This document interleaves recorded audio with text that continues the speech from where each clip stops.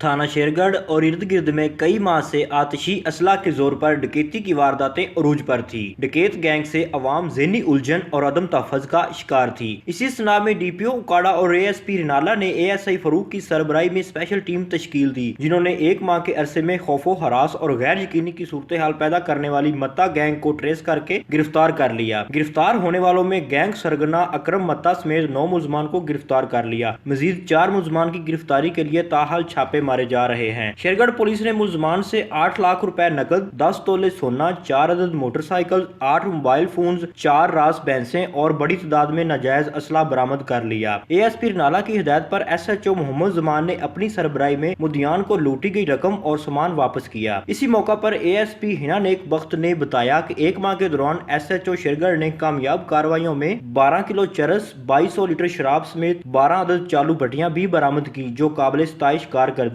है। हम लाते हैं टॉप न्यूज, आपके फेवरेट टॉक शोज और अनलिमिटेड एंटरटेनमेंट सिर्फ यूट्यूब पर। अगर आपने अभी तक हमारा चैनल सब्सक्राइब नहीं किया तो अभी सब्सक्राइब करें और बेल आइकॉन को क्लिक करके हमारी लेटेस्ट वीडियोस के बारे में अपडेट जानें।